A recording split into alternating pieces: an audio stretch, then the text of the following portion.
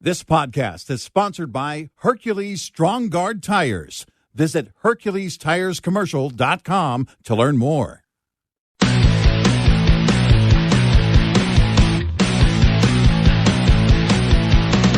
Now it's Red Eye Radio. Gary McNamara and Eric Harley talk about everything from politics to social issues and news of the day. Whether you're up late or just starting your day, welcome to the show. From the Pilot Flying J Studios, this is Red Eye Radio. Hello and welcome. He is Gary McNamara. I'm Eric Harley. As we move into a Thursday, Gary, good morning. Good morning. We've got a ton of stuff to cover today. Biden's phone call is impeachable by the Democratic standard. By the Democrat standard, it is impeachable. And that's the standard that was, again, set and the precedent created by the Democrats during the Trump administration. I love arguing that way, by the way. Mm-hmm. That's one of my favorite ways to argue. By the Democrat standard. I don't need to argue by my standard or the conservative standard anymore. All we have to do is argue by the liberal standard. Yep. For example, yesterday on the Texas abortion law. Mm-hmm. All over, go to social media. This is men telling women what to do with their bodies. Sorry, by the liberal standard, men can get pregnant. Right. So... no, it's not just about women. No, men can get pregnant. What about men's reproductive rights? All the women that are saying that, you're bigoted. Absolutely bigoted. The bigotry is just unacceptable. We'll get to that coming up here in a little bit. Mitch McConnell's observation on impeaching the president. By the way, did that come off to you yesterday as people were basically trying to make the case that Mitch McConnell was in charge of that he was making this? A decision, yes. Not an observation. And the fact is, it was just an observation. It was not a decision. It's not his decision to make. Yeah, it gained way too much steam. The majority of Afghan allies who applied for special visas were left behind. Well, that story really came out yesterday when they showed the fact that the vast majority of people that were evacuated, you just assumed that they were Afghan nationals that had come out. Remember, because there was like 122,000 and only 5,000 to 6,000 were Americans. And people just assumed, okay, the vast majority of those people that were brought out were not from Afghanistan. Right. And so the vast majority of Afghan allies that applied for visas to get out could not get out. They're still there. Yep. Two FDA officials resigned because of political pressure to promote the vaccine boosters, a report says. I saw one headline that said, Biden won't follow the science. This is political pressure. Could you imagine if there were two FDA officials that quit because Trump was pushing the vaccine to come out sooner? Well, keep in mind that the media... They were trying to make something that, create something that wasn't there when it came to then President Trump. And now you look at the situation that came out, these two top officials at the FDA saying, essentially they're stepping down because of the approach by Biden and his administration and wanting to jump the gun on the boosters. By the way, this coupled with a phone call about Afghanistan. Basically, those were the two big stories of the day yesterday. Yeah. It just keeps getting worse. Oh, yeah. That new polling out, by the way, yesterday, too, which doesn't look good. And this story got to me also on Afghanistan with the Pentagon saying that, they may have to cooperate with the Taliban, and work out agreements with the Taliban in order to fight ISIS. So I'm sitting there thinking to myself, the Biden administration didn't want to fight a proxy war using the Afghan army to go after the Taliban and ISIS and Al-Qaeda and whoever, but they're considering using the Taliban to go after ISIS? Right. What? Yeah. What? Just absolutely mind-boggling. But getting back to the what I thought was the big story yesterday, Biden's phone call, here's the problem right here. quote, I need not to tell you the perception around the world. This is talking to the Afghan president. I need not to tell you the perception around the world and in parts of Afghanistan, I believe that things are not going well in terms of the fight against the Taliban. And there is a need, whether it's true or not, there is a need to project a different picture, end of quote.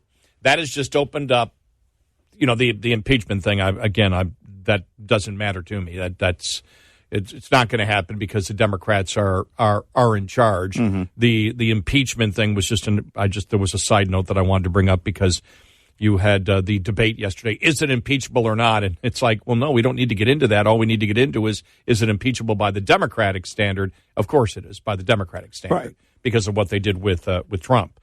And so, yeah, by the Democrat standard, it is impeachable. So Democrats should be screaming for impeachment. Yes. But no, this is so damning because this just opens up the fact that we need to know that the Republicans can justify now. We need to know more of what the president knew, because what the president is saying to the president this very quickly here. Let me play this quick cut from the White House yesterday from Jen Psaki yesterday. Here's what she had to say. Well, I'm not going to get into private diplomatic conversations or. There you go. That's all you need right there. The fact, because that keeps the story alive. That keeps the story alive. That Biden by the White House not denying it. Right. She didn't deny it. She just wasn't going to get into the details of it. Right. We're not going to get into the details, or we're not going to talk about a leaked transcript. But it really, politically, it doesn't matter. Politically, it's so damning because as long as if they don't deny it outright, then it sits there and the Republicans are going to pound and say, we need an answer, because what the president is saying is the truth doesn't matter in Afghanistan. Right. And so the truth doesn't matter. And if the truth doesn't matter, they can attempt then at that point, they can project out to connect the dots that 13 servicemen were killed. And this whole debacle happened because the president did not want the world or the American people to know the truth, and so he lied to the American people. Because if the truth had gotten out at that time, there would have been political pressure to handle things differently. Exactly. He was going to do what he was going to do so he could have his political celebration on September 11th, and he didn't care. And that's the problem, is when you see right there, and there is a need, whether it is true or not, there is a need to project a different picture. That is a quote. Everything you need to know about Joe Biden is right there, whether it is true or not. Those words right there alone. Whether it is true or not, he doesn't care about the truth. He doesn't care about American lives. Whether it is true or not, it doesn't matter. Lie. That's what he's saying. There is a need to lie. Yeah, you don't have to go further than that. That is the most damning thing that has come out, in the fact that the White House didn't immediately say no, that is false. That never happened. We're not going to go into any private conversations that the president has had, but that never happened. Mm. The other problem is the fact that it wasn't a conservative media outlet that broke that story. It was a liberal, one of the most liberal media outlets in the world. It was Reuters. Yep. And that is not, again, you look at, there was some focus yesterday on how some of the liberal media were defending defending Biden on Afghanistan. And what did you have? Basically, you had Michael Moore and what's his name at MSNBC? Stephen, is it Hayes? Chris Hayes? Chris Hayes, yes. And Chris Hayes just looked ridiculous. You just look like a clown. With his words, we don't even need to get into it because nobody else in the liberal media, nobody else with an audience is looking at this and if they're being intellectually honest about it, saying the president is a hero. The president did the right thing. No, they're looking at this situation in Afghanistan for exactly what it is. It was botched. The liberal media is not going to stop because you're not going to stop reporting on the humanitarian crisis there, but more importantly, Americans that are still left behind. They're willing to lie about this, whether it is true or not. It doesn't matter. The truth does not matter.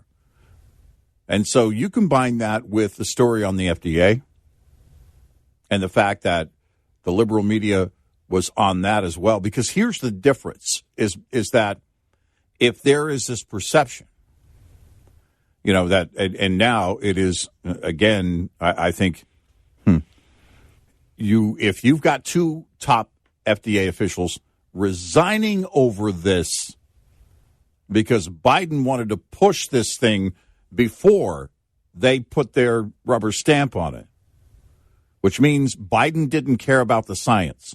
Push the booster now. Can you imagine if Trump had come out as president and said, no, forget the FDA. I want those vaccines on the market now. Can you imagine the fallout from that? That would have been over the top. Oh. But the effect of this is that they were, they're pushing everybody get the vaccine, get the vaccine, get the vaccine, get the vaccine. For those who didn't trust the vaccine for whatever reason, and by the way, it's not just Trump supporters. Let's stop that stupid narrative. No, it goes across the spectrum. From what the last I checked, which probably is in the last 10 days, the biggest demographic not to get the vaccine in many areas are blacks. Right. And so the group that the greatest percentage has not gotten it is blacks right now in the United States. So it's across all demographics and groups and beliefs, and it's for different reasons, as we mentioned. It's a number of different reasons. But for whatever reason, they don't want to get it. And if their reluctance is built on not trusting the government, well, you've done a poor job here. It is a disservice to your effort in pushing this whole thing. It makes me wonder how that will actually affect the turnout of the boosters, because part of the story is that, look, it was a given for those whose body was not doing what the shots were designed to do. And those, if they were immune compromised, or if they were elderly, which means that their immunity is also compromised. If that is the case and their body wasn't building up that immunity as a result of getting the vaccine, then at the FDA, they were looking at that saying, okay, look, we need to focus on those individuals and see if there's something there, and that if another shot could actually help them. For Biden, it really wasn't about that. Biden wants to push it and didn't care about the science, didn't care about the FDA, making sure they did a thorough approach to this. And by the way, this comes again from a liberal publication, Politico. Right. Two senior officials have resigned from their positions within the U.S. Food and Drug Administration over frustrations with the Biden administration's plan to move forward with recommending COVID-19 booster shots without their prior approval. Marion Gruber, director of the FDA's Office of Vaccines Research and Review, and Deputy Director Phil Krause are set to leave the agencies this fall, with sources telling Politico that the two officials were at odds with the FDA's top vaccine official, Peter Marks, and were discontented over the roles of the Centers for Disease Control and Prevention and the Advisory Committee on Immunization Practices. Hang on here. I keep getting my practices in discussions they believe should be handled by the FDA. According to the trade publication Endpoints, the officials felt they were being sidelined on major decisions and that the administration's plan for boosters was jumping the gun. Wow. If that would have been, all you have to do, Eric, is say if Trump had done this. Same thing. If Trump had done the phone call and said there is a need, whether true or not, there is a need to project a different picture. Right. And whether there's FDA approval or not, we need to push the vaccines. Yes. Take those two items right there and apply them to Trump, and it would be nonstop.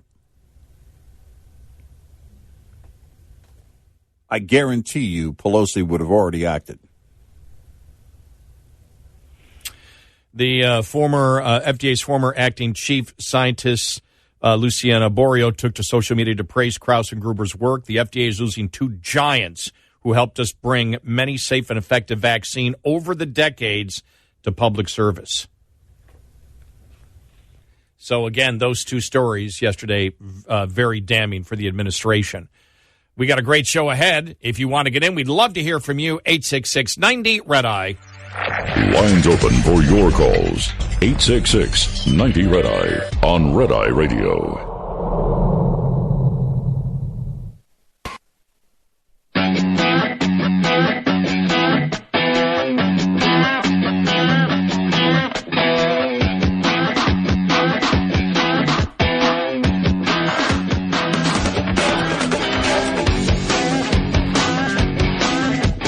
It's Red Eye Radio. He's Eric Harley, and I'm Gary McNamara, 866-90-RED-EYE. By the way, in the Reuters story, Reuters puts that they reviewed a transcript of the presidential phone call, and they have listened to the audio to authenticate that the conversation between Biden and the president of Afghanistan, former president of Afghanistan, took place. Mm-hmm. The materials were provided on condition of anonymity by a source who was not authorized to distribute it.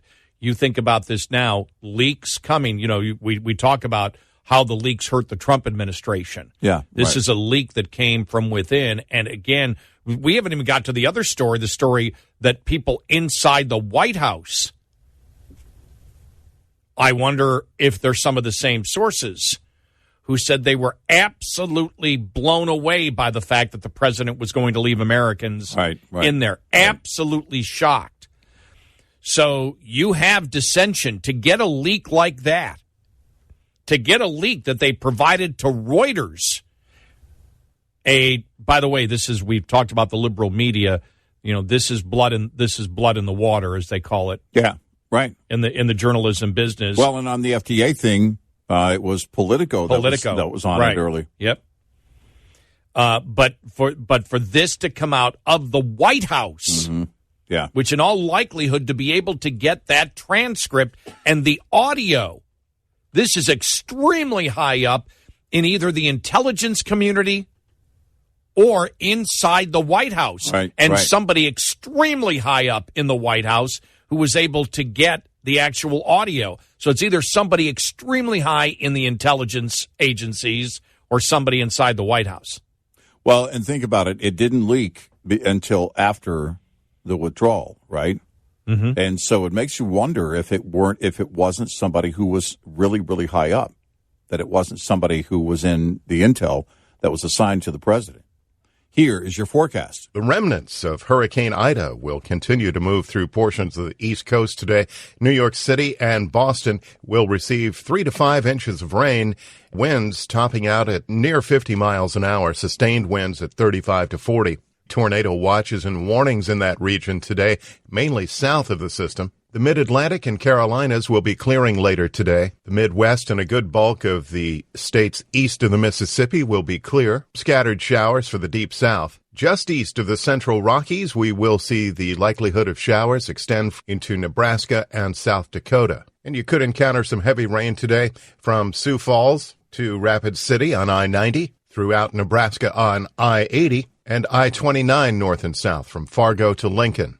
The Pacific Northwest and California, not expecting rain, but conditions won't be clear due to wildfires. A look at your national forecast from Red Eye Radio. I'm meteorologist John Trout.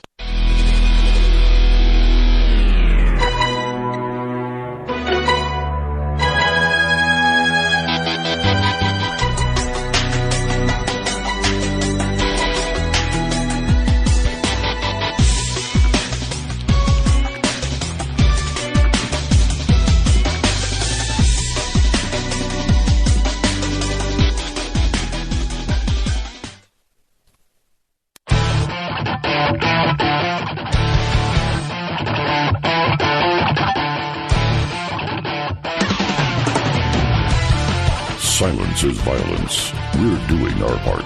Red Eye Radio. And he's Eric Harley, and I'm Gary McNamara, 866-90 Red Eye. Yeah, so you and I were talking, in our pre-show meeting and just in our mid-show meeting here also, that how big of a story it actually is, the Reuters story where they reviewed a transcript of the presidential phone call and have listened to the audio to authenticate the conversation. Right. The materials were provided on condition of anonymity by a source who was not authorized to distribute it. Reuters is a liberal media outlet, not conservative, not Fox, not Newsmax, not OAN, not anyone who has a political axe to grind against the president. So, and they're not domestic; they're a global. If you think about it, they're a global news agency. So that on top of the story that came out from Politico yesterday, which was a White House official said that they were appalled and literally horrified, quote, appalled and literally horrified, end of quote, that Biden left Americans stranded in Afghanistan.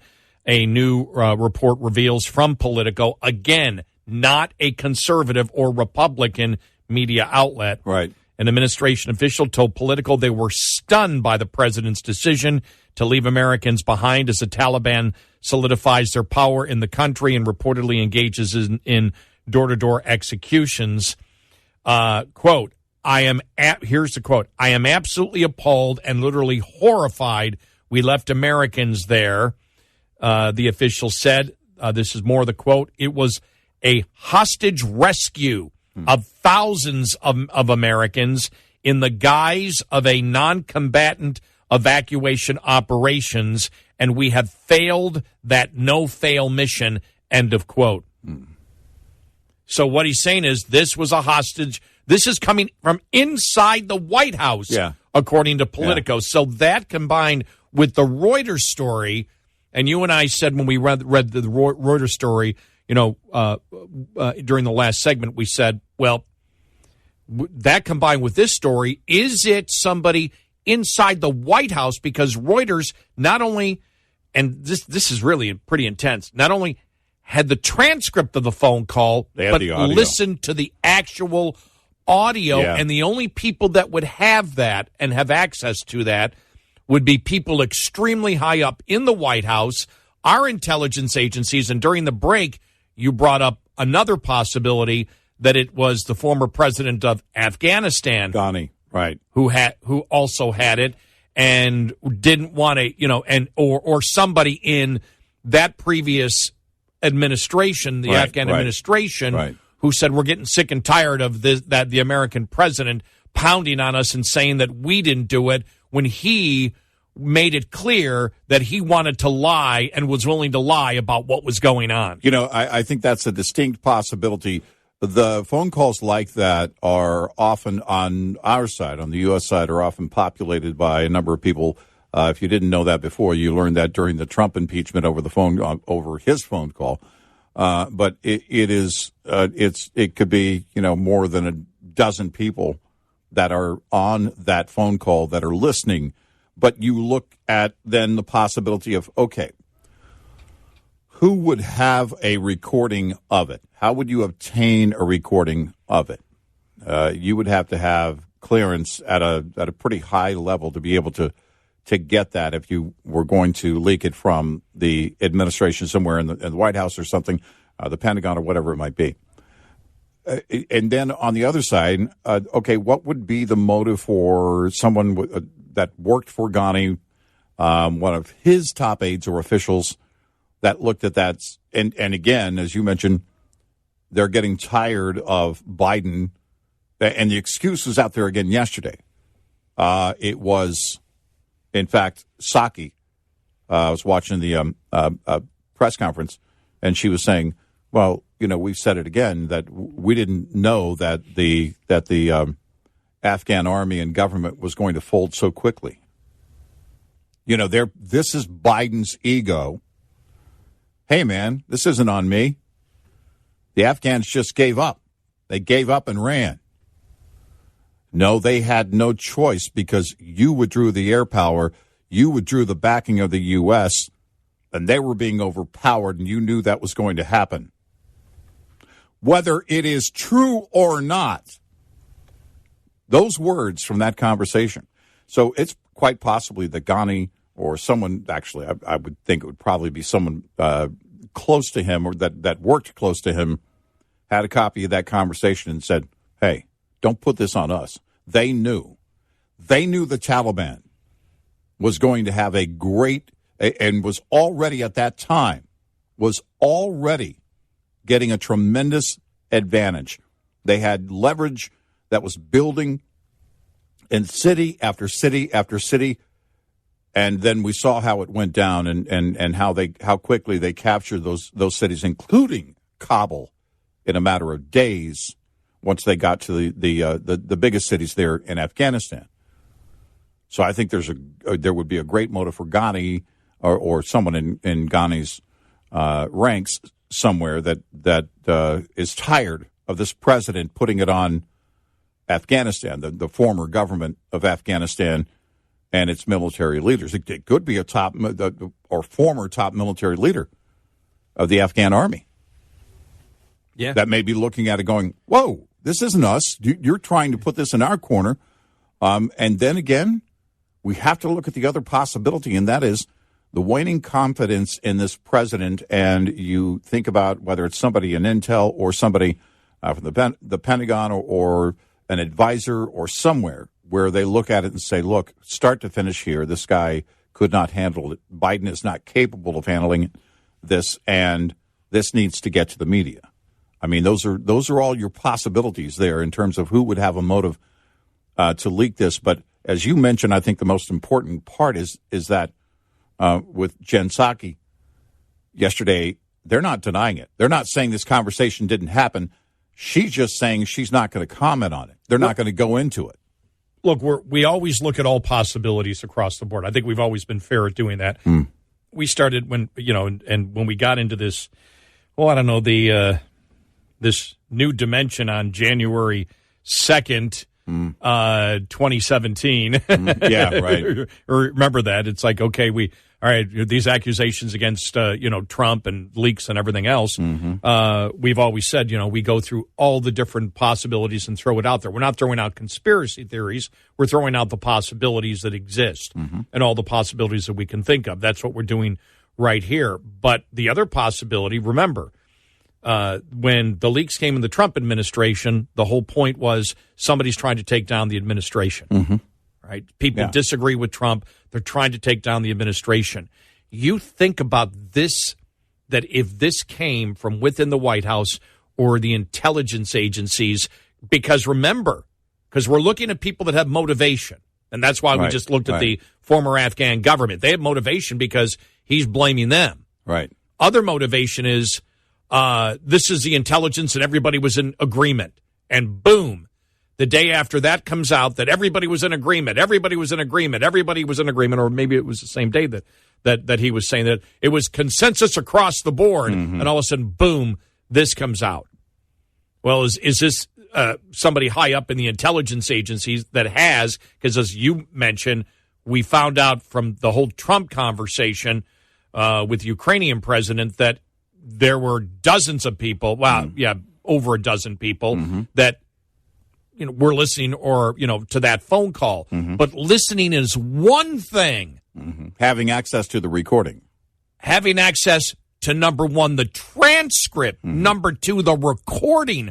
How high up do you have to be in the White House? How high up do you have to be in the intelligence agency, an intelligence agency, to have access to all of that? Okay, and then you get back to the questions or the question to Jen Psaki yesterday. Why is it that she can't deny it? Well, because there's a recording that the media is in possession of right now, and she has no idea if Reuters is going to post that recording at some point, or if another media group might post the recording of the conversation. Because the transcript is there. Hearing it instead of reading it hearing the voices on that phone call. If that comes out, if the audio comes out, it is going to get non-stop play. And that's why she couldn't deny it yesterday, because she doesn't know if that's going to happen or not. You just say you're not going to comment on it.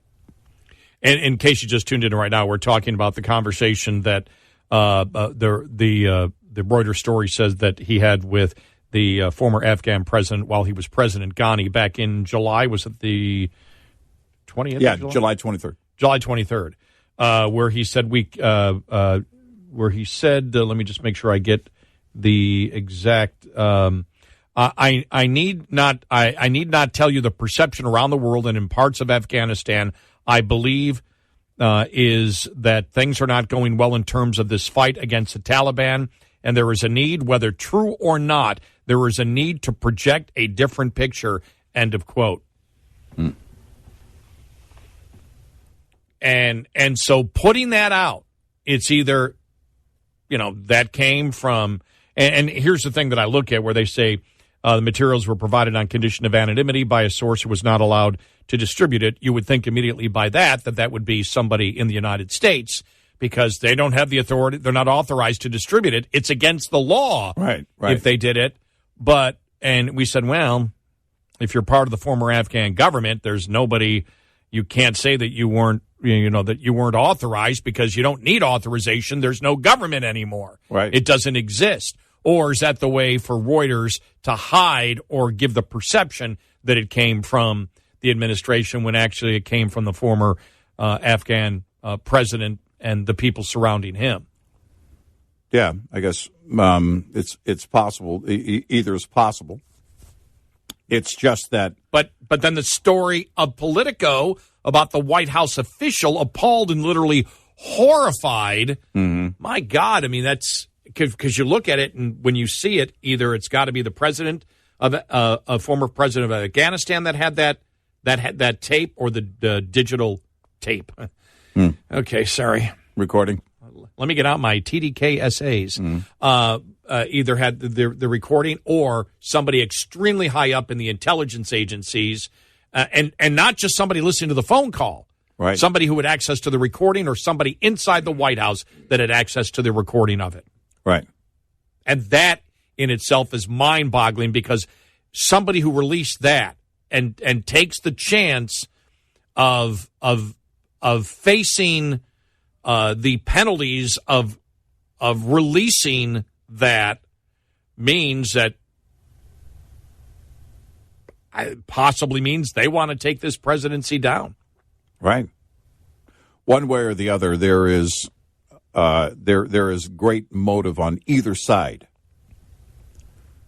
Whether it's someone in the former Afghan administration or army, or somebody here. If it's somebody here, it has to be somebody at a very high level with high level clearance. So it's either intel or it's somebody at a very high level. You don't get the recording otherwise.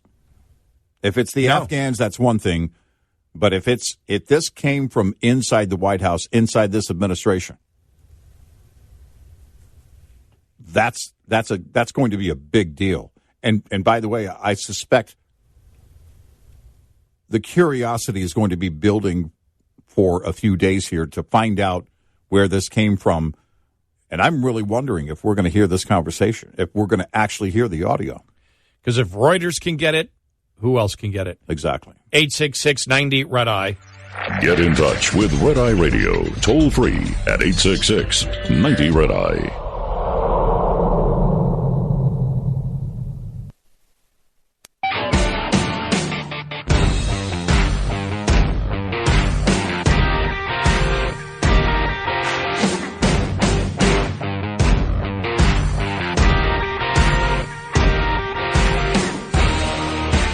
It's Red Eye Radio. He is Eric Harley, and I'm Gary McNamara, 866-90-RED-EYE. You were just saying during that segment that there's two questions here. Did Reuters say we just won't go with the transcript, that we need the audio, or did the source provide the audio, right, hoping that Reuters or somebody else will release the audio? And if Reuters doesn't, will they go to someone else who they believe will release the audio? Right. Do they want the person, the source, do they want this audio out there? Now, they said they listened to the audio. It didn't say that they, to authenticate their conversation, it didn't say they were given the audio. In possession of it, right. But you have to assume they had the ability to record it. And if they go to Reuters with all of that, right, will they go to other media outlets, would be the question. You know, it depends, again, on the motive of the source, but I think it's a distinct possibility we could hear the actual recording and it not just be the transcript that is out there. This hour's news is brought to you by Travel Centers of America, home of World Blends Coffee, the freshest roast on the road. This is Red Eye Radio on Westwood One. Do you own or rent your home? Sure you do, and I'll bet it can be hard work. You know what's easy? Bundling policies with Geico. Geico makes it easy to bundle your homeowner's or renter's insurance along with your auto policy. It's a good thing, too, because you already have so much to do around your home. Go to geico.com, get a quote, and see how much you could save. It's Geico easy. Visit geico.com today. That's geico.com.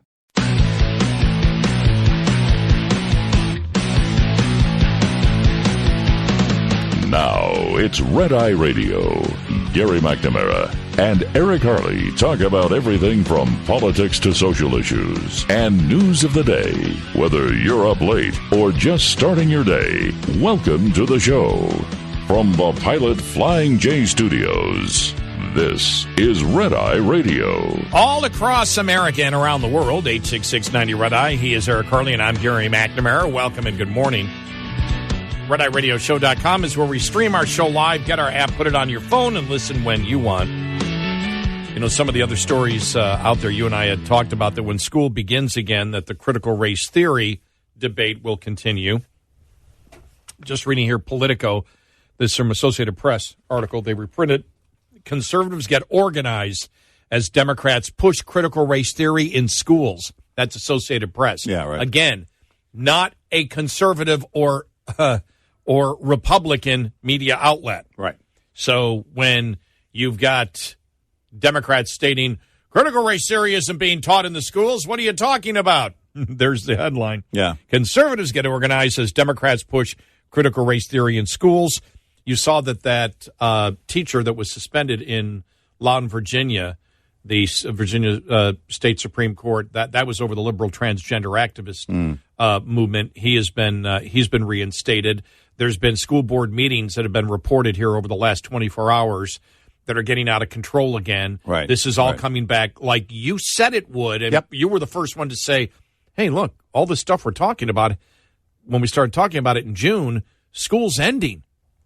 Yeah, and wait until school comes back. And here we go. Yep, because, again, it's about what the kids are coming home with. When the kids start coming home, more and more parents are aware of what's going on, and that's where you're going to get the backlash, and that's where we are now. We're starting to see that. And this was a story from Wisconsin, the Associated Press, a loose network of conservative groups with ties to major Republican donors and party-aligned think tanks is quietly lending firepower to local activists engaged in culture war fights in schools across the country. Well, we knew that was going to happen, but the fact is, what's happening is, because most of these started with the local activist. Right. The local activists started it, and now you've got the national groups coming in and state and donors and saying, okay, we're willing to back you because you're doing this fight. We're willing to back you. Because that's what happened. This did not start. This didn't start from the top of Republicans, where the top Republicans were encouraging people to go and do this. This happened, to me, from what I can see, this was a groundswell movement from the bottom up. Right. Yep. And I think, too, you look at it, again, where the parents are involved. That's where the greatest concern is.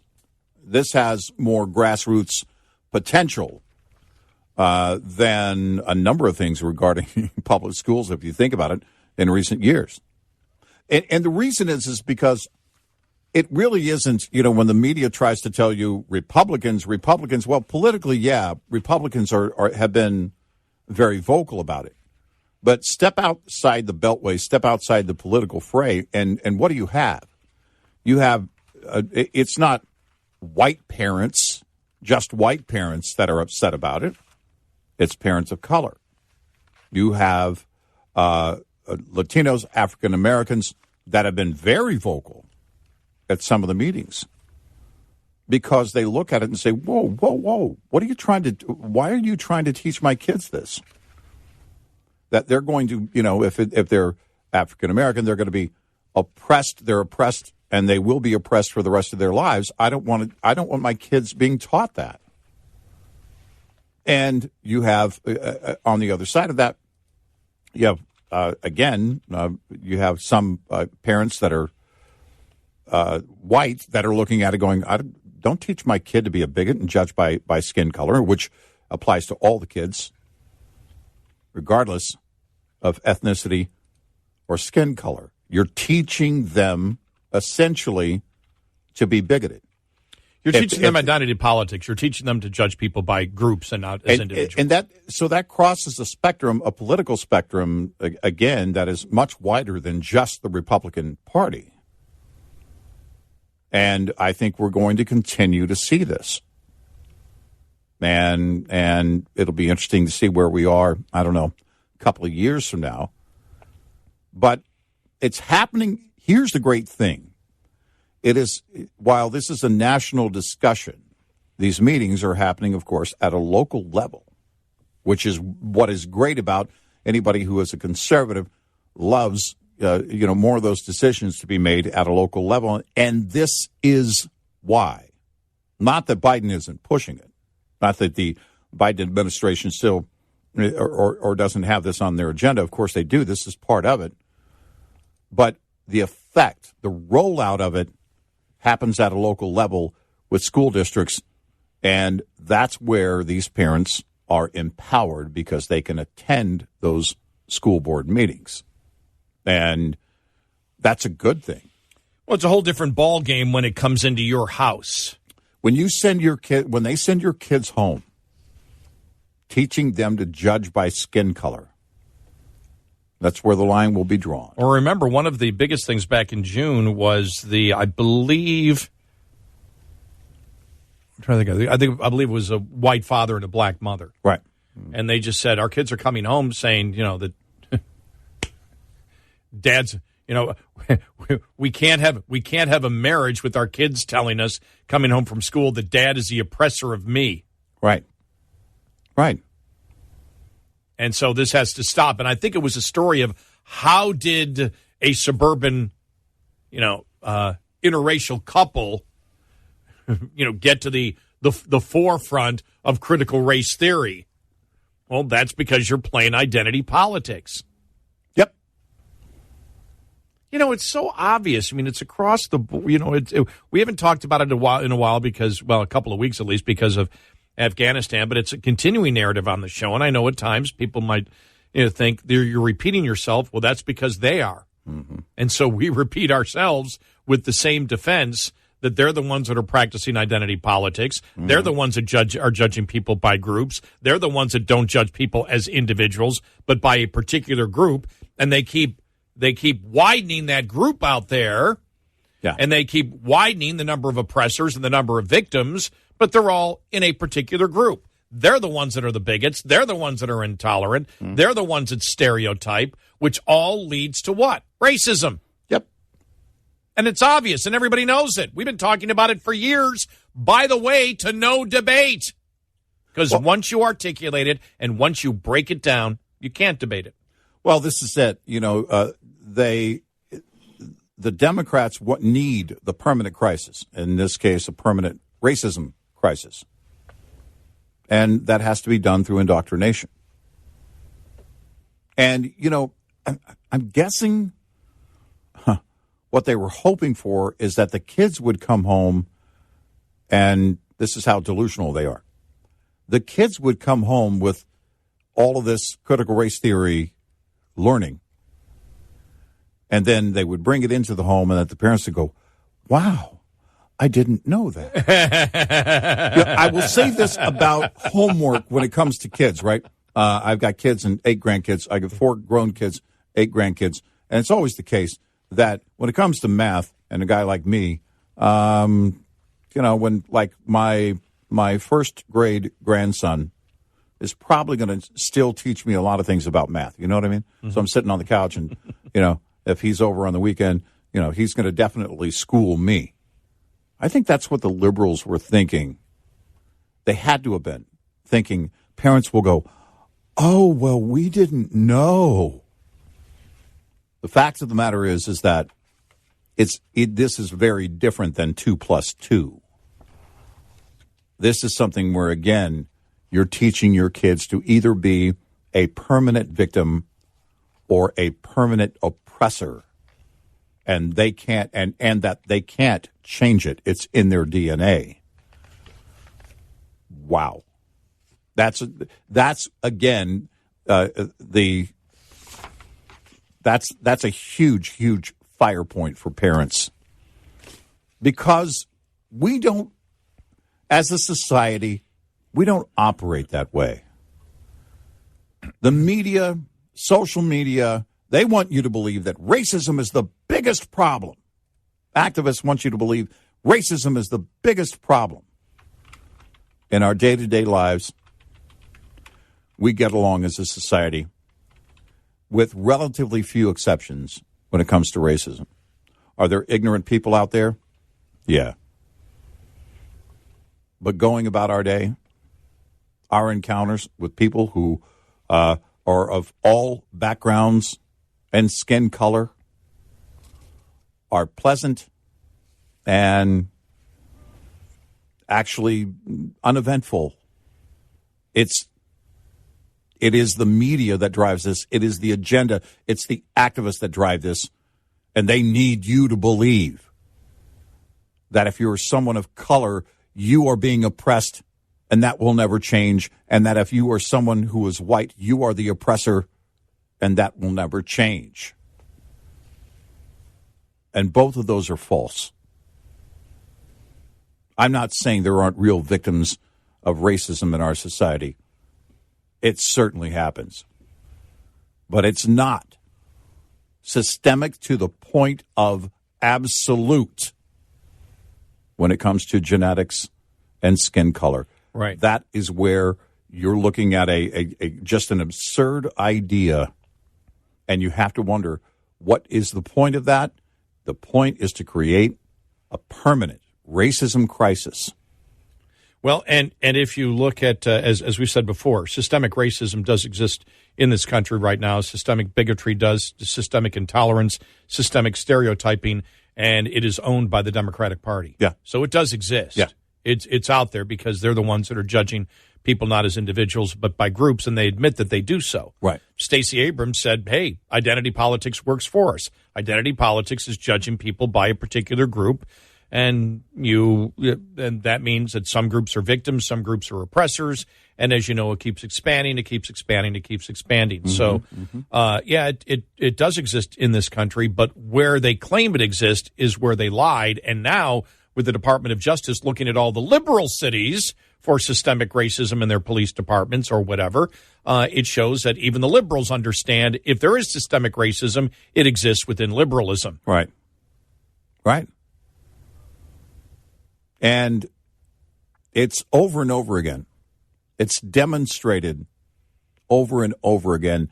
The left is obsessed with race. By the way, I'm being a little bit sarcastic. I don't believe it exists in those police departments in those liberal cities. No. Okay. No. But I'm using their standard. Yes, I'm using their standard against them. I want to make this clear. Right. But they need you to believe that, again, that it is that and they're obsessed with these ideas that there is racism everywhere, and it is instilled into us as individuals, and you can't change it. By the way, that breaking news from a couple of hours ago, a deeply divided Supreme Court. This is from Associated Press. A deeply divided Supreme Court is allowing a Texas law that bans most abortions to remain in force. And they write, stripping most women of the right to an abortion in the nation's second largest state. Well, wait a minute. Stripping most women of the right to an abortion. Right to an abortion? Wait a minute. The reason that they say there's a right to an abortion is because of a Supreme Court ruling. Right. This Supreme Court ruling doesn't take away the right to abortion. It simply limits it. Right. Even though it isn't a full judgment. This is not a decision on decision on whether or not the law could remain in place for now. Right. But this means that a significant portion of the judges found it constitutional. Right. If it was absolutely unconstitutional, you might have got the stay done there. But either way, my point is that this right, if the absolute right is because of a Supreme Court decision, and that's your standard, that it's a right by a Supreme Court decision, then you can't argue because this is just another Supreme Court decision. Right. The other thing is that we saw was that these are men telling women what to do. Sorry, you can't say that anymore because men get pregnant. Right. Women's rights, women's rights, women's rights. Right. Well, the left is... There are no women's rights anymore by the left. Women's rights. You don't care about women's rights. Right. So define a woman. Right. Define a woman for us, if you're on the left. Men get pregnant. That's what the left says now. Right.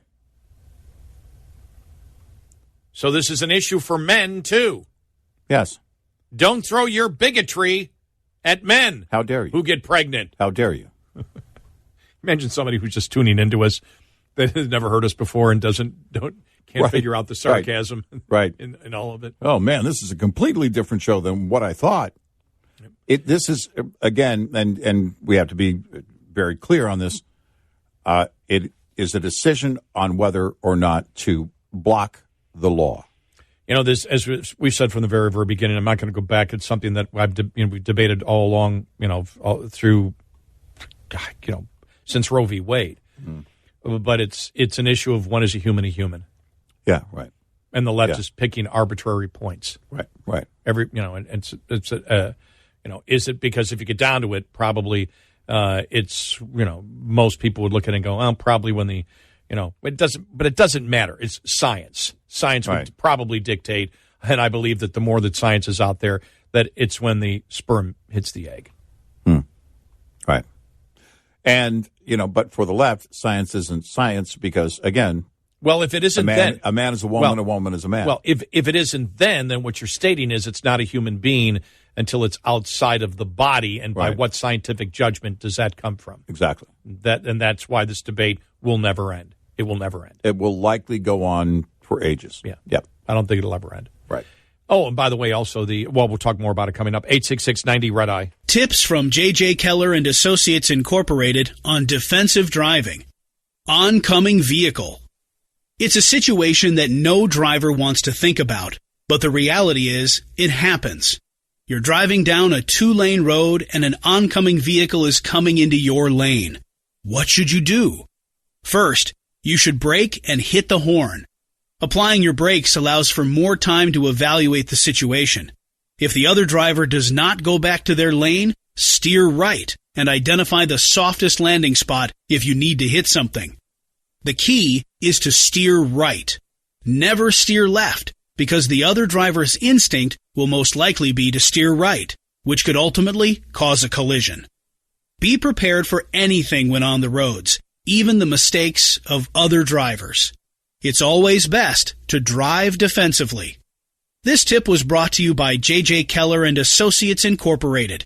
Visit us at jjkeller.com. This report is brought to you by National Truck Protection and Premium 2000 Plus, the #1 selling aftermarket truck warranties in North America, available at thousands of used truck dealers everywhere. We'll be right back with more Red Eye Radio with Eric Harley and Gary McNamara.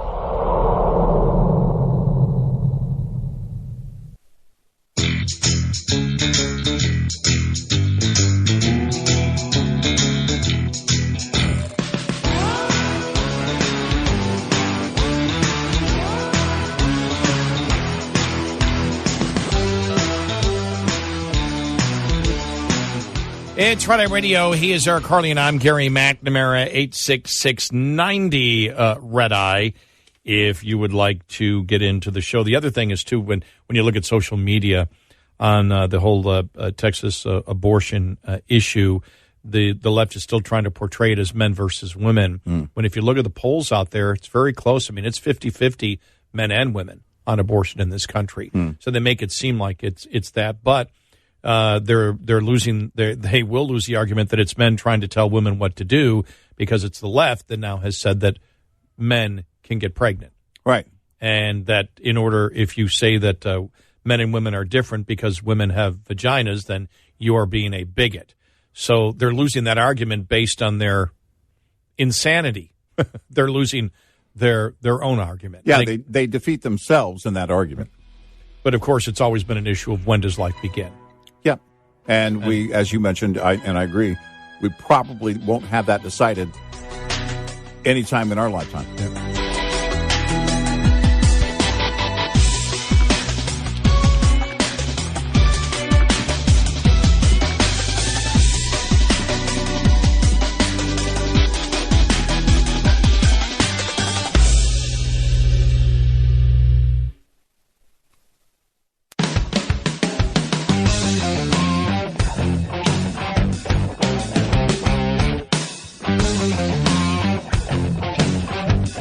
Bringing people together. Gary McNamara and Eric Harley on Red Eye Radio.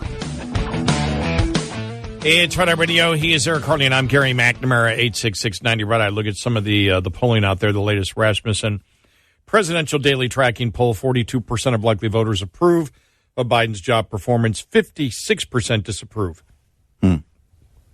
Minus 23 is what he has right now. 52% of voters, these are likely voters, think that Biden should resign over the Afghanistan withdrawal. So, yeah, that was out there. What's the other thing that I was wanting to? Oh yeah. Well, no, we'll get to that here in a little bit. It's on COVID. I know I was looking at some type of statistics out there, but it wasn't on. It wasn't on the polling on Biden. The other story I wanted to get to here it is. Oh, yeah. Mitch McConnell on Wednesday shot down calls from within his own party to try to impeach President Biden, pointing to next year's midterm elections as the potential check on the administration. Well, look, the president is not going to be removed from office. There's a Democratic House, an early Democratic Senate. That's not going to happen. Now, the entire thing is, you see it right there again. They basically...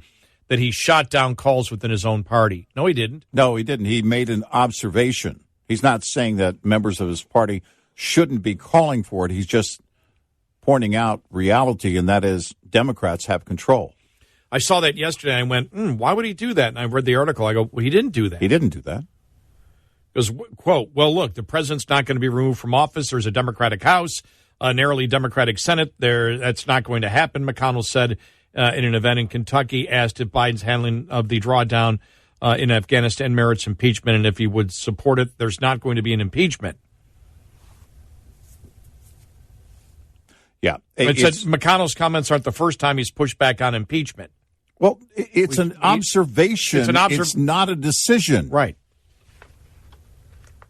For him, because if he said, yes, I think we should impeach and let's move forward now, unless he's speaking to Nancy Pelosi or sending her a message through the media, then he's being delusional, because it's not going to happen. He's looking at it. And look, McConnell said a number of things over the years that you and I were, like on spending items or, this and that. Well, we're not going to do this and we're not going to do that. And we said, okay, well, wait, that means they're not going to do it this week. They'll do it next week. And then we were proven right.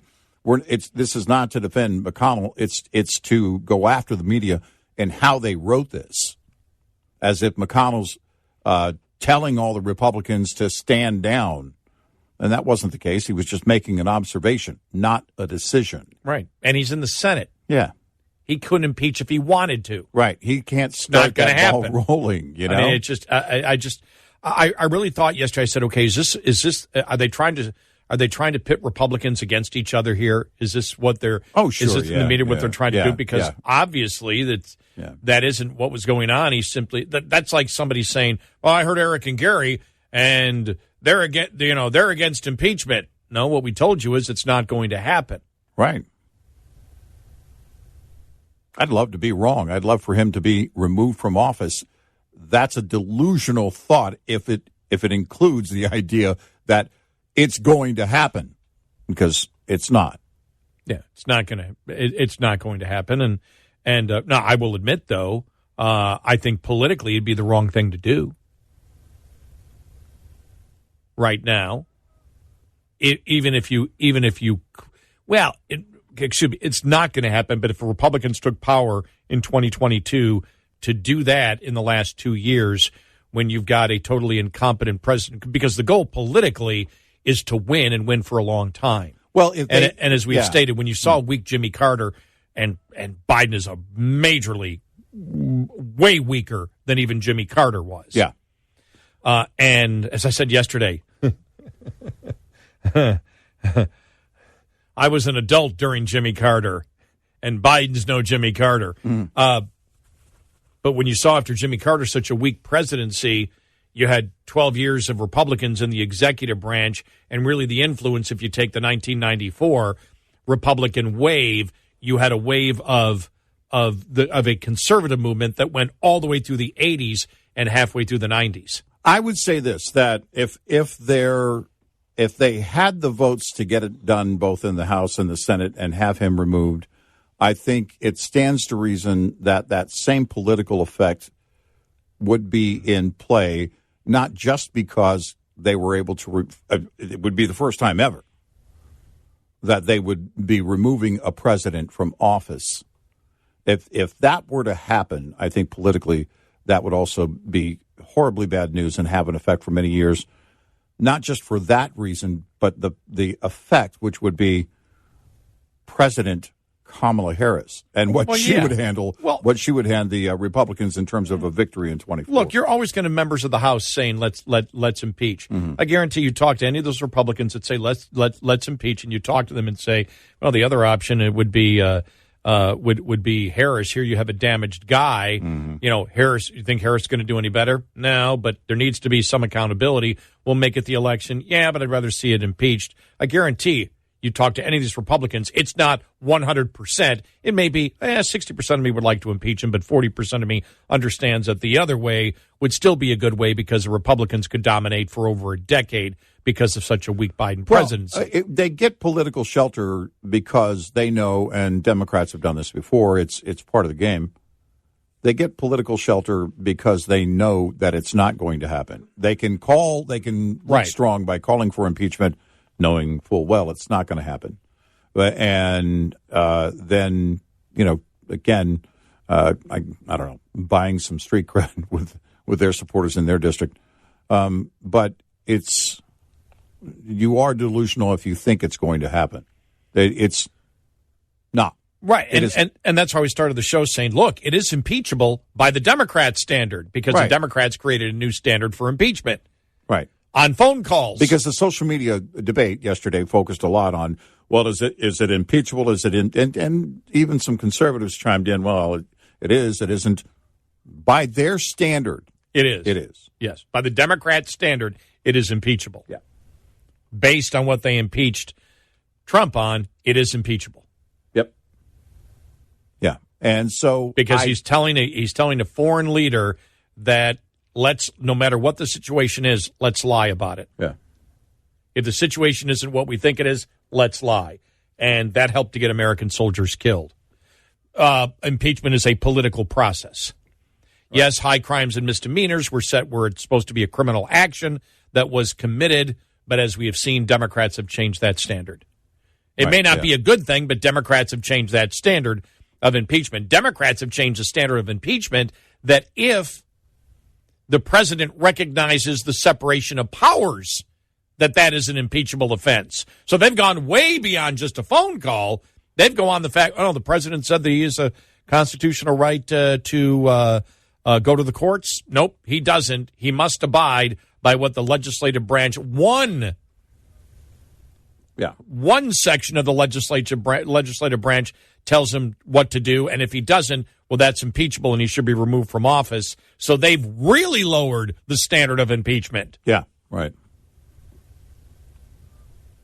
Yeah, it's going to play out the way it's going to play. Look, if there was a huge sweep next year, and we got to January of 23, when all of that took effect on Capitol Hill, and Republicans just owned it. They owned 80 seats in the Senate and a gazillion in the House. I still don't think they would do it, especially that far removed from Afghanistan and this entire debacle. Could there be something? You mean in 2022? You mean no? It would be they wouldn't be seated until January of 23. Well, that's what I mean. Yeah, after the election, 2022. That's right. what I said. Right, and so it wouldn't be something that is going on now, likely, but we'll put an asterisk because it's Joe Biden. Could there be something between now and then, closer to that time when Republicans, again, if they win in a big way, take over committees? Sure. I don't see impeachment. I see more of the committees grilling members of the administration, grilling a number of people along the way, and parading them in front of the media for that purpose during hearings and everything else. But then again, it's Joe Biden. We just have to keep in mind all of the things that are coming out of this administration, but also everything we've learned about Joe Biden leading up to him becoming president. Well, you want, if inside the political party, you want some member screaming impeachment, and he needs to be impeached or removed from office in order to bring the because when you hear that, Americans will say, well, over what? Well, right here. Here's the phone call. Here's what he said. You go, oh, whoa. Right. Wow. Wow. So he's, let's look at this here. I need to tell you that the perception around the world and in parts of Afghanistan, I believe, is that things are not going well in terms of the fight against the Taliban, and there is a need, whether it's true or not, there is a need to project a different picture. Obviously, he's telling them, look, if we're failing, we need to lie to the world, and that means to the American people. And that's exactly what he's accused of doing. Mm-hmm. Well, that's exactly what Republicans have accused him of doing, lying. And lying to the American people is what got soldiers killed. And within the context of the events in total of from that phone call, let's go from July 23rd. By the way, wasn't the Trump phone call also that same week in July? In not that same year, of course, but wasn't it also a July September? Phone call? Was it? Oh, it was a September phone call? Yeah, that's right. Okay. If you put everything in context from the July 23rd phone call up until now, the fallout of it, you see, again, the idea of lying to the public about what's going on with the Taliban. And then colluding with the Afghan government to cover it up. That's the one part I didn't see anybody focusing on. Hey, we need to work together. Colluding, again, by their own standard. And then the fallout from it, and that is 13 service members that are gone, and we don't know how many Americans that are still in Afghanistan. Americans behind enemy lines that he left there. And so I think if you put everything into the conversation and put everything into context in terms of the events after that, yeah. You bring up a good case. I think it's a very good case.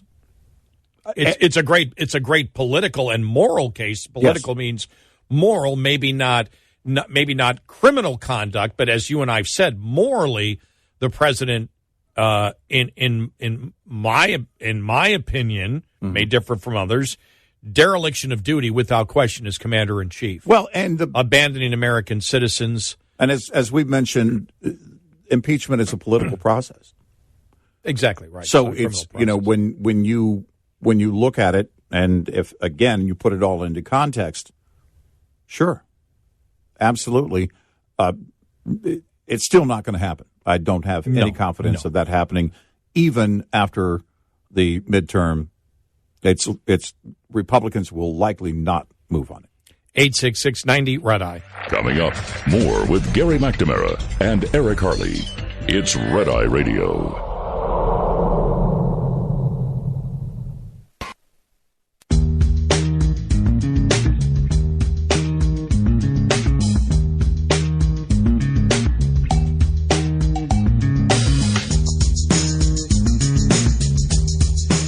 It's Red Eye Radio. He is Eric Harley, and I'm Gary McNamara, 86690 Red Eye. I also saw Jennifer Griffin from Fox News yesterday complaining that the Pentagon only took 3 questions and then walked out. Yeah, right. They can't defend this. No, they can't. They can't defend it. No, you can't. Again, if you look at everything that's falling here, you're seeing why I think this conversation, where we've seen the transcript so far, the Reuters story, all of that, the fallout is demonstrating his inability to lead. Because it's not just the phone call, right? And by the way, it was July 25th, the phone call with President Trump and the incoming president of Ukraine. I think September is when it fell out. Yeah, that's right. It was July. Yes, you're right. And so it was almost to the day, a few years to the day.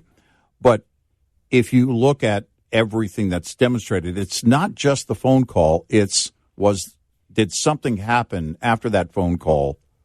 He could have said, hey, let's keep it quiet. And then, the withdrawal could have gone much smoother for a number of different reasons. Let's say that happened. The phone call wouldn't be such a big deal, right?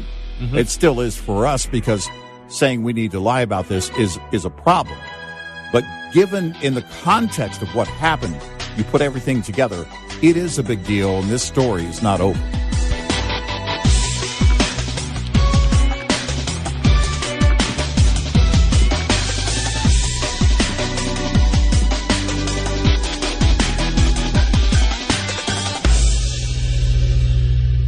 This is Red Eye Radio on Westwood One.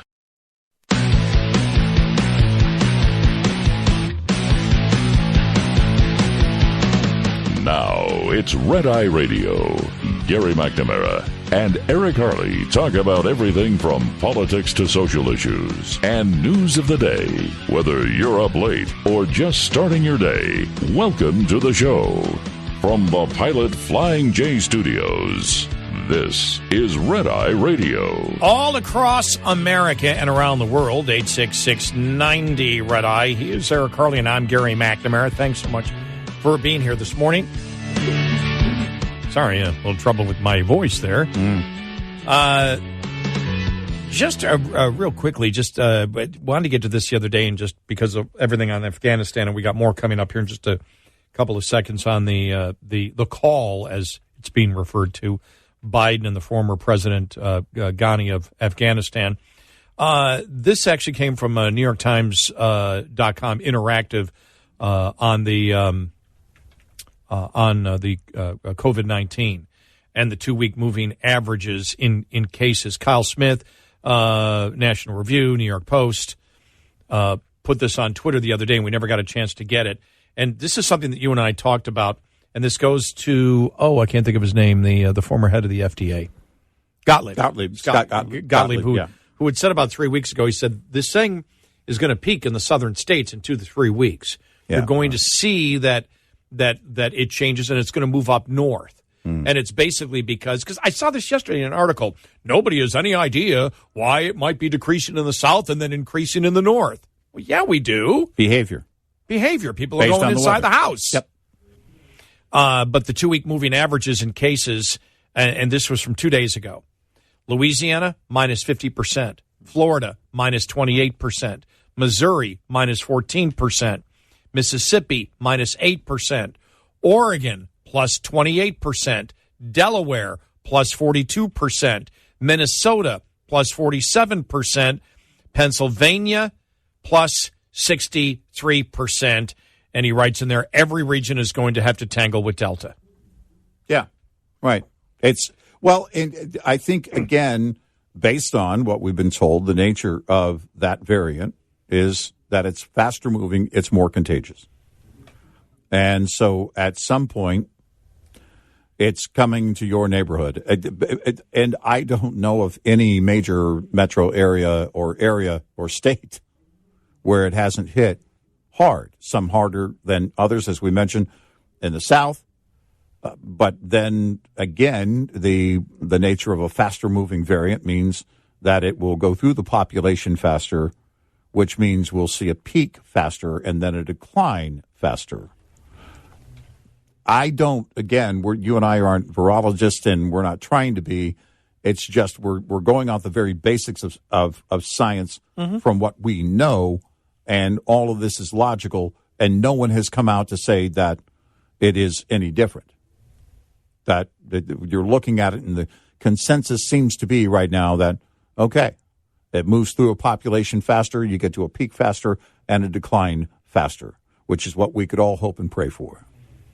And when you see now it's over 92% of those over the age of 65 have gotten at least their first shot. Right. And then it's, I think, close to 82% with their second shot. So at that point, and how quickly this has moved through in a lot of southern states, and you would assume now if it's going through the northern states, one would assume that, again, the Delta variant's been around since March. So it had to work itself through. But now that it has become the dominant strain, one would assume that these other states that are seeing a huge increase will see this increase for a month or two. And then by October, it probably will have worked through most of the United States. Yeah. Right. One would think it would at that particular point.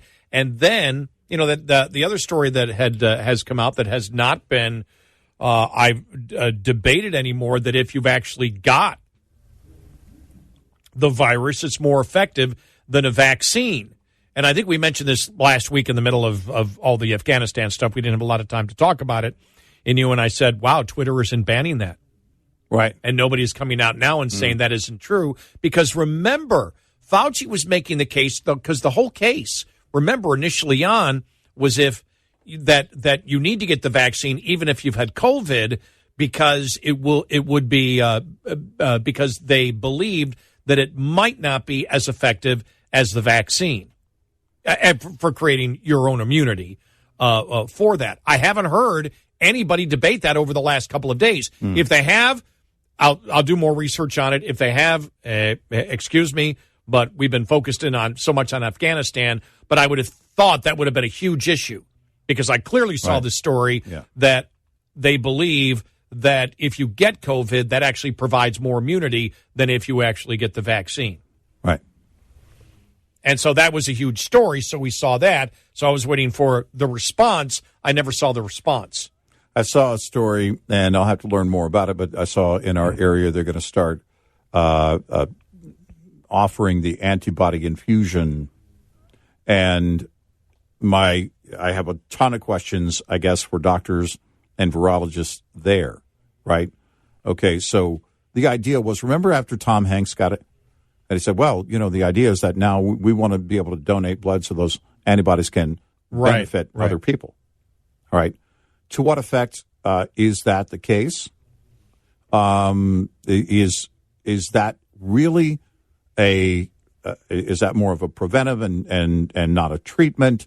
Again, these are all questions about how this behaves, but it goes back to what George Carlin did on building up your immunity naturally, and how he got into it. And it just seems like it was that he wrote that bit specifically for COVID. If you go back and watch it on YouTube, but naturally, we do build our immune system. Now, not everyone. There are exceptions based on what someone might be going through or any kind of pre-existing condition that either is part of them genetically, or that they have developed, or something that is conditional based on treatment or something else they're going through. So that aside, the human body is pretty resilient. And that would be the question is, to what effect can you take these antibodies, these natural antibodies? Can they be shared? Does that work?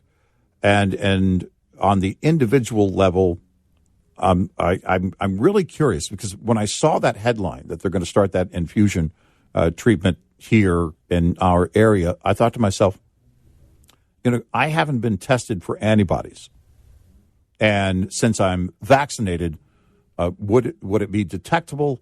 And if so, then what is the difference? Is it that I got it, I was asymptomatic, and before I was vaccinated, and then my body is again more resilient than what the vaccine was able to provide? I can't tell you that. Well, here's you're talking about that if you got COVID first and then got the vaccine, right? All right. What about my question would be? You got the vaccine and then you got COVID. You got the Delta variant. You got the Delta variant, and you only had it minorly, right?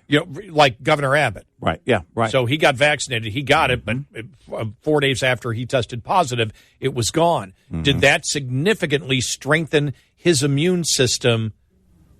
Right, because he got it, and therefore one would assume, knowing how viruses work and how antibodies work, and you don't have to be a virologist to understand that. Right.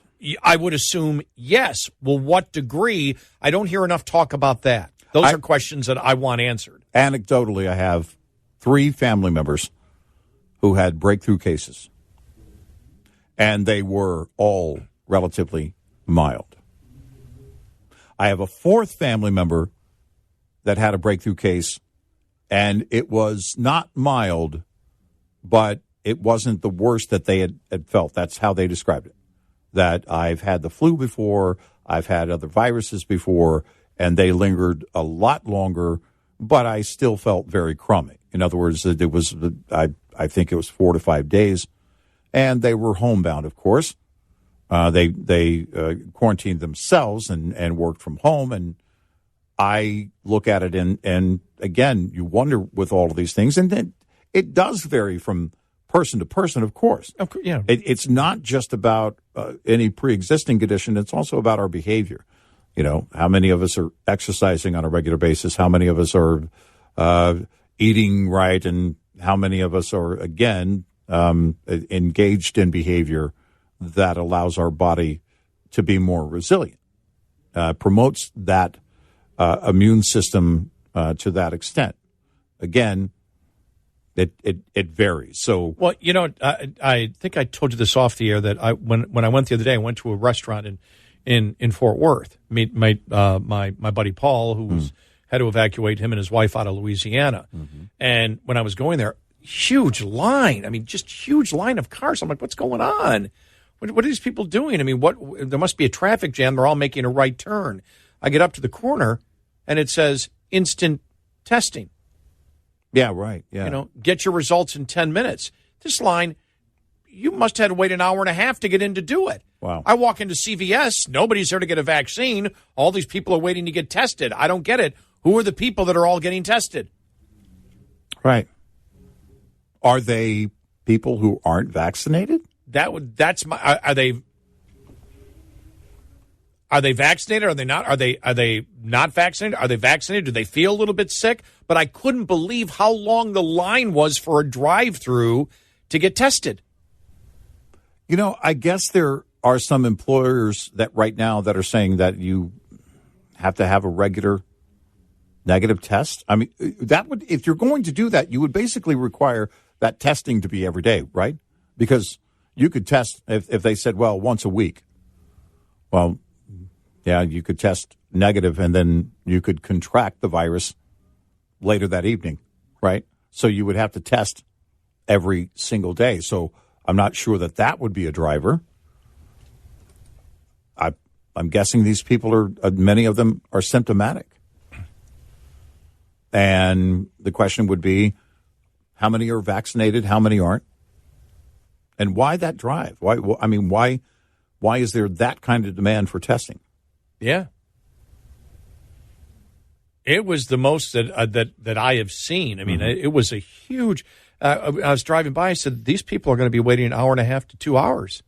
And again, maybe it was moving extremely quick. I don't know. Maybe the line was, but it just seemed like it was an awful long line where people had their emergency blinkers on. I thought there was an accident that, okay, they're all making a right turn and they can't get through. There's a traffic jam somewhere. And I look at this great big sign right there, huge sign, drive through, quick test. Get results in 10 minutes. Right. Yeah, I don't know. Yeah. So, but yeah, I just thought it was interesting that it looks like that many of the southern states have reached a peak, and now it's starting to move up, as was predicted by Dr. Gottlieb, former head of the FDA, and others, stating that because this is such a more contagious virus, it will work through the population quicker. Right. And that's why more people got sick. And that's because it moved through the unvaccinated and some vaccinated in much quicker than the Alpha variant. Yeah. Yeah. I think, again, as we head into the winter months, you're likely going to see this increase in the north. And you have a number of school districts now, the stories day after day. Okay, we're going to offer remote learning for some students and just keep that in play. So it makes you wonder how long it goes on. There are new, what is it, the Mu? The Mu, yeah, I saw that the other day. The new variant, yeah. There was the Lambda variant, which they've seen in the U.S. The questions really remain, how resilient is the body, and are we eventually going to be immune to this to the point of it really not affecting us the way it has? Yeah, I would assume. Just a question. I would assume. I don't know why in a couple of months, because we know that the vaccines, because the hospitalizations and the deaths are the big thing, not whether people get the virus. Right. It's a hospitalizations and that's really what the vaccines are all about. Right. To prevent the worst of the effects. Right. So you get to that point, we have to be a couple of months away. Right. At the most. Let's hope. 866-90 Red Eye. The ADP jobs report comes in lower than expected. I'm Nancy Marshall-Genzer with the Marketplace Minute. The payroll company ADP says private companies added 374,000 new jobs in August. The July number was revised down to 326,000. ADP says the Delta variant is creating uncertainty. The Institute for Supply Management's manufacturing index for August came in a bit better than expected at 59.9%. Anything over 50 means manufacturing is expanding. Some gas stations in Louisiana are running out of gas in the wake of Hurricane Ida. Gas Buddy says almost 30% of stations in New Orleans have run out. About 35% are dry in Baton Rouge. And Walmart plans to hire 20,000 supply chain workers as it gets ready for the holidays. The new jobs include freight handlers and order fillers at Walmart distribution and fulfillment centers. I'm Nancy Marshall-Genzer with the Marketplace Minute. Lines open for your calls. 866-90-RED-EYE on Red Eye Radio.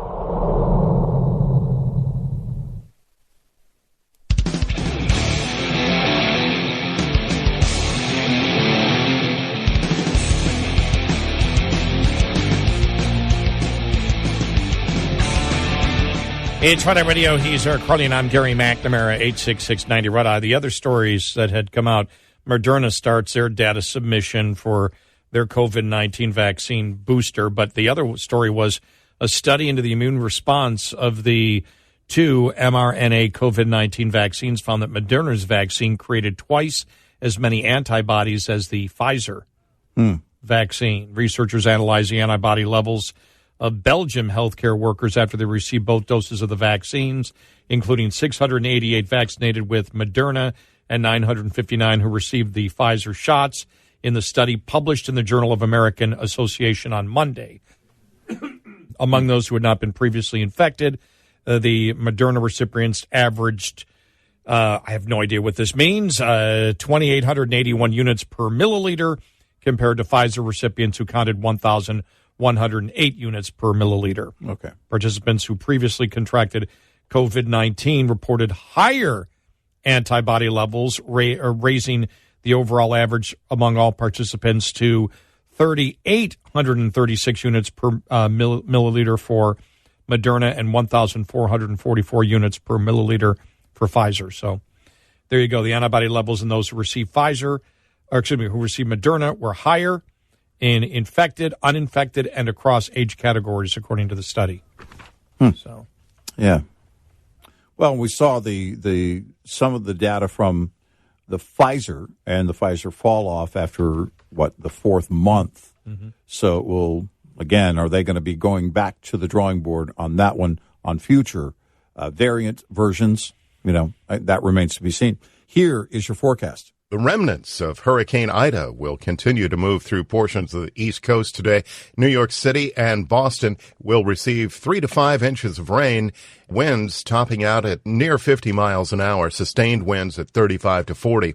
Tornado watches and warnings in that region today, mainly south of the system. The Mid-Atlantic and Carolinas will be clearing later today. The Midwest and a good bulk of the states east of the Mississippi will be clear. Scattered showers for the deep south. Just east of the central Rockies, we will see the likelihood of showers extend into Nebraska and South Dakota. And you could encounter some heavy rain today from Sioux Falls to Rapid City on I-90, throughout Nebraska on I-80, and I-29 north and south from Fargo to Lincoln. The Pacific Northwest and California, not expecting rain, but conditions won't be clear due to wildfires. A look at your national forecast from Red Eye Radio. I'm meteorologist John Trout.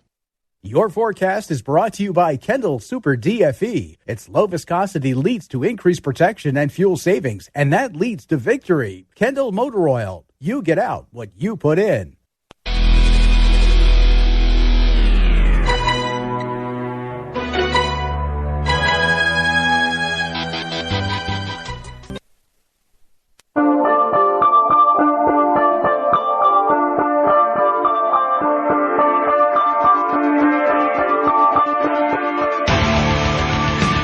Pacifists by nature, Eric Harley and Gary McNamara on Red Eye Radio. Well, see, if you're a pessimist, that's the way to go through life. Because if anything good happens, then you're happy. You think nothing's going to happen good happens the whole day. You wake up, the sun's up, and you're like, wow, it's going to be an okay day. Oh, yeah. He said pacifist, not pessimist, though. Yeah. I meant... Did you mean pacifist? Pessimist. Yeah. Did it come out pacifist?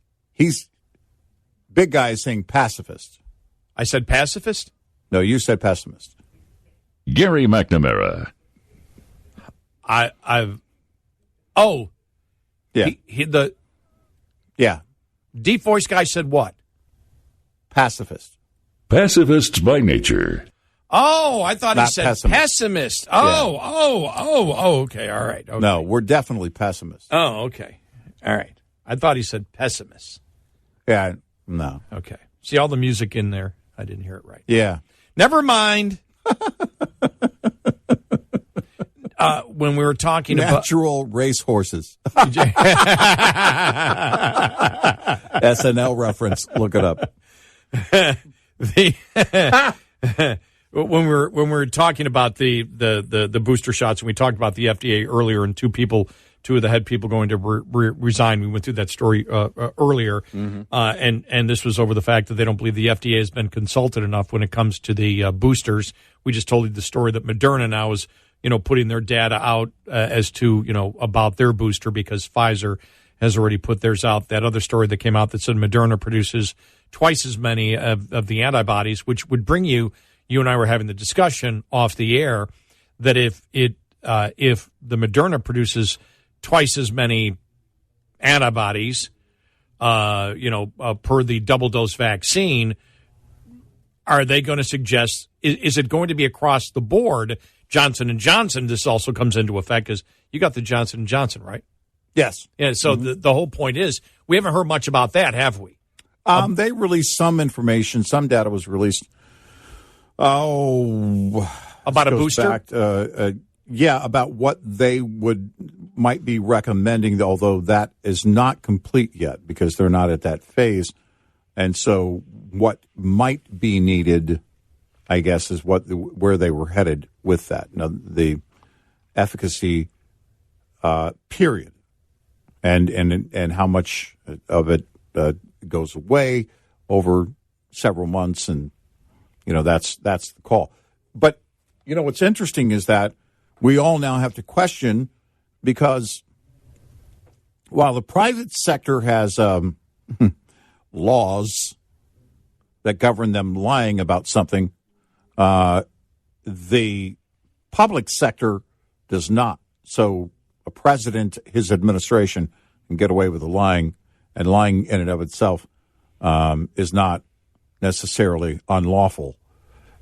So I think a lot of people are probably on the booster thing, especially after what came down about the FDA and the Biden administration here over the last 24 to 48 hours, are probably pretty confused and likely are building a great distrust in the entire process. And that could be unfortunate. And here would be the question I have. Both these stories come from thehill.com. One is one day after the other. The other one, Moderna vaccine creates twice as many antibodies as Pfizer. Then the second one, Moderna starts data submission for COVID-19 vaccine booster. And this one says the company said neutralizing antibodies had waned significantly prior to boosting approximately 6 months after the second dose. Well, if we're talking about 8 months and or 6 months after the second dose, then I guess I just want to know, tell me in layperson terms, why we're doing 6 months for both. Should Pfizer be every 4 months? Right. And Moderna be every 6 months? Or 8 months. Or every 8 months. Yeah. If you're producing it, well, they say it wanes significantly after 6 months for Moderna. Well, we heard the same for Pfizer, but what about the fact, and again, we're just lay people trying to figure out what's going on, but when they tell me that one vaccine produces twice as many antibodies, yet we're on the same timeline for boosters at exactly 6 months or 8 months, whatever they decide. I mean, I'm already past 6 months for mine since I got mine in February, so I've passed that already. My 8 month would be October 2nd if they do the 8 months on it. These are the kind of things, it seems like they're so obsessed with masks, which we know are much less effective with the Delta variant, that they're so obsessed with masks that it seems like that's dominating everything, even in the media. And there are important questions I think that people want. Right. Or they want answers. Well, they want, and I think they really want a more direct approach in terms of transparency, but certainly very clear, direct approach. There hasn't been much clarity when it comes to the booster thing, except for the idea that, and we've known this, we've assumed this, I guess, that the efficacy rate could fall off after several months. Okay. My question is, all right, is it beyond several months? Where's the efficacy rate in terms of severe cases, preventing a severe case or hospitalization or death? And I guess the other point that I would have is that I think they should be promoting more clearly is, all right, let's say the antibodies, there's a significant depletion in the antibodies after 6 months. But that doesn't mean that that I don't have immunity, because the T cells still exist there that can produce the antibodies quickly. Right. So does that still give me a significant amount of protection? I'm being told it does, at least from hospitalization and deaths. I just want more clarity on that. Right. Yep. Yeah, I think, again, that's we may be past the point of regaining confidence or trust in this whole process with a number of people, but that's quite possibly what is required going forward. if it indeed is the fact that we need to be getting boosters. Right. If I don't trust the government, I trust the free market more. That's what I was saying there, because there are rules and laws that prevent them from lying without punishment, and the public sector, not so much. Not exactly.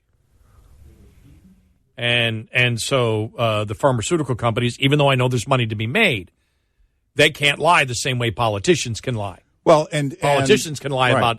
about anything about COVID, and it doesn't matter. You can't if you're the pharmaceutical companies. Right, not without the threat of punishment, severe punishment, to the effect that it would cost the company a great deal of money and quite possibly put people in jail. Right. Yeah, you could lie, but there's the and I would suggest probably right now in the culture that we live in, you don't lie about this. I would say on this item, how about no? How about no? This one, a majority of voters in the new poll said they think that the House Republican Committee's probe asserting that the coronavirus originated in a lab in Wuhan, China, and the Chinese Communist Party engaged in the greatest cover-up in human history is a true statement, a new Hill Harris X poll finds. 56% of registered voters in the August 13th through 14th and August 16th and 17th survey said the probe's conclusion is mostly or somewhat true. By contrast, only 20% of respondents said it is mostly or somewhat false, and 25% said that they are unsure. By the way, this is the ammunition that the Republicans need to pound on this administration because, with that intelligence report coming in saying, oh, we don't know, there seems to be there has never been any type of intensity from the administration or the Democrats in Congress to really push to find out the cause of it all. Mm-hmm. They've never been interested. It's time for the Republicans to pound on it, especially with numbers like that. Right. Yeah, I think so. You had, let me see here, you had 72% of Republican voters said the House GOP's probe assertion is true, while 8% said it was not true.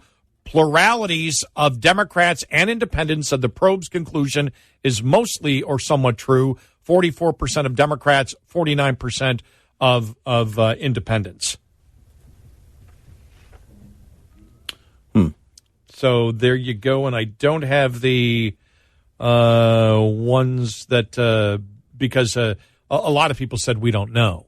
So it was still a very smaller minority of even Democrats and independents that said, somewhat false or somewhat false. So, but there you go. So you've got it on your side. Let me just see here.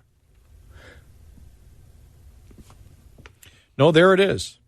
Okay. 48% of independent voters, 49% believe it's true or mostly true. Only 21% believe that it's false or mostly false. 30% don't know. Of Democrats, 44% believe it's mostly mostly or true. Mostly or somewhat true, 44%. Not true, 30%. Unsure, 27%. Yeah. So as Republicans, you can use that to pound on the administration because it's not that you're making a definitive. Even Fauci said, I don't know. Right. But we need to find out because of what. Now, and as we know, there are people inside the Biden administration that believe that the lab theory is more legit than nature. And that has never been denied by the administration. When that story came out, about a month and a half ago? Mm-hmm. Never was denied by the administration that people inside the administration believe that. So all I'm looking at is for the investigation and some type of intensity of the Biden administration to say, we need to find out how this happened. This shut down the country.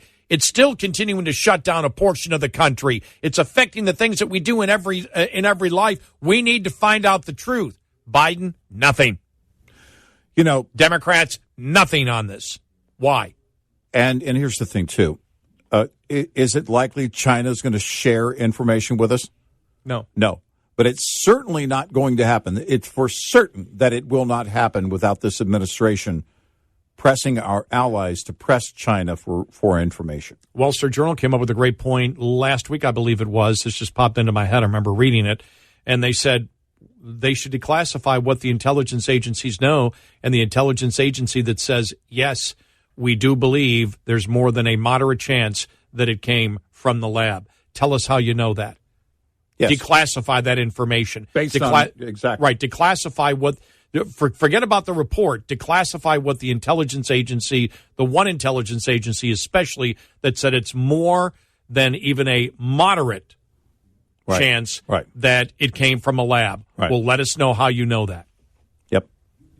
You need to start pressuring the China. There's nothing to keep, what, to keep secret to protect whom? Who are you protecting here? That's the thing, is that if we have information, if we have evidence, we can present that evidence, and then the public can, again, decide whether or not they believe the theory.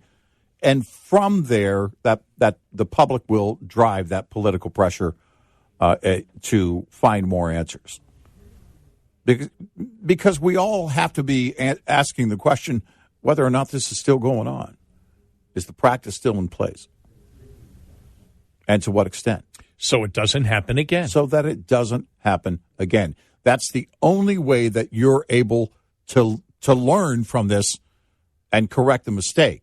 If we're not willing to learn, the mistakes will keep happening. 866-90-RED-EYE. Get in touch with Red Eye Radio, toll free at 866-90-RED-EYE.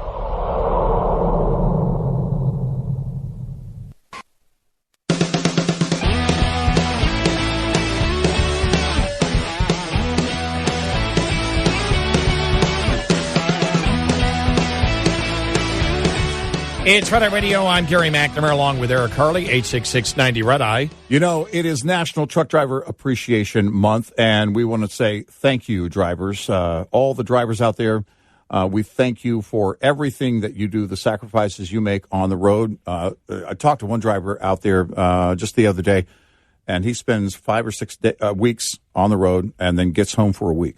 Think about that. We thank you for delivering America's goods each and every day, not just during an epidemic. All the things that we need and want at some point are going to be on a truck, and we want to say thank you. So we, throughout this month, are saying hello and thank you to some drivers. Jim drives for Merchant Food Service. He's been trucking for 24 years. Thank you for being out there, Jim. We appreciate you listening and for you being behind the wheel. Stay safe. And we want to say thank you to our sponsors making it possible. Shell Rotella, Denny's, Pilot Flying J, Mercer Transportation, Motel 6, Progressive Insurance, House Products, and the St. Christopher Truckers Relief Fund. So thank you, drivers. We greatly appreciate it. National Truck Driver Appreciation Week coming up here in about a week and a half. It kicks off a week from Sunday. That's going to be a big deal. But we like to include the entire month. In fact, I'm pretty sure, Gary, we include every day, 365. I hope that we show that for America's truck drivers.